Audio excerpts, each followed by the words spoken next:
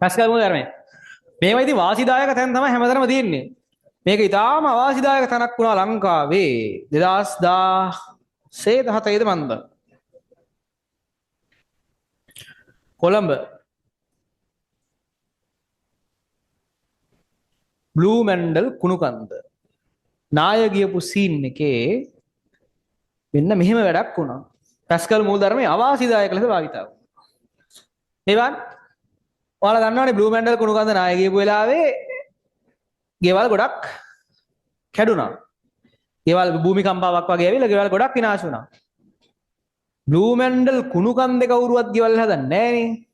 කුණුකන්ද වල ගෙවල් හදනවද මිනිස්සු?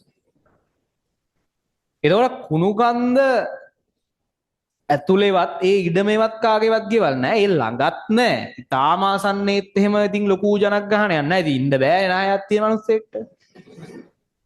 චුට්ටක් එහානේ තියෙන්නේ.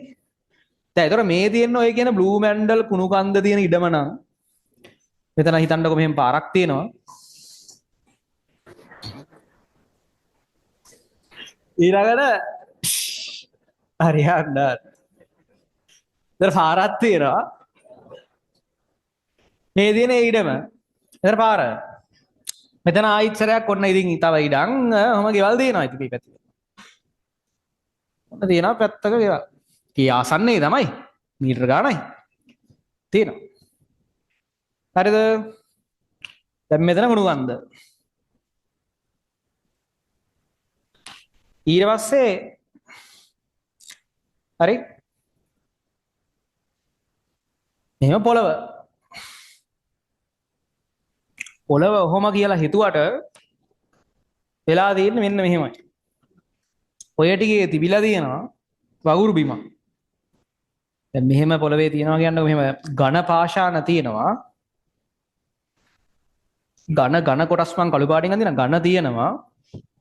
ඝන පාෂාණ පොළවේ යටින් තියෙනවා.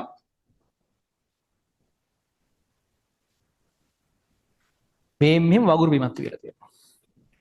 වගුරු බිමක් කියන්නේ ලික්විඩ් එකක් වගේ නේ. මේ වගේ ඒ කියන්නේ ද්‍රවම නෙමෙයි වගුරු බිමක් තියෙනවා. එතකොට මොකද්ද වෙන්නේ? මෙතනින් මෙහෙම මේවා මෙහෙම කඩාගෙන මෙහෙට වැටෙද්දී මෙතන ඇති වෙන අතිරික්ත පීඩනය හැමතැනටම සම්ප්‍රේෂණය වෙනවා.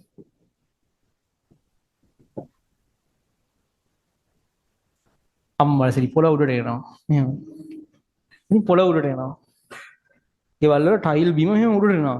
කළගිලා උඩට එනවා. එහෙම තමයි ගෙවල් නායකගේ පැත්ත තියෙන එක. පැස්කල් මූලධර්මයේ පාවිච්චි කරනවා. හරි. එතකොට මෙහෙම මේ පීඩනය මෙහෙට සම්ප්‍රේෂණය වෙලා කොහෙවත් එකක් නාය යනවා කොහෙවත් ගෙවල් උඩ යනවා. පව් ඉතින් අපි එහෙම කිව්වට ඒක කියන්නේ පව් ඉතින් කියන්නේ මිනිස්සුන්ගේ ගෙවල් නේ ඉතින් ඒ කියන්නේ යක් ලොකු කරදරයකටපත් වුණා. ඉතින් මිනිස්සු මගේ දැන් මිනිස්සු නැතිත් වුණා. මේ සිද්ධියේදී. එතකොට මේ මොම කතන්දරයක්. හරි පැස්කල් මූලධර්මය. පීඩන සම්ප්‍රේෂණ මූලධර්මය. දැන් මේක හරියන්නේ මෙතන වායුවක් තිබ්බොත් එහෙම හරියන්නේ නැහැ.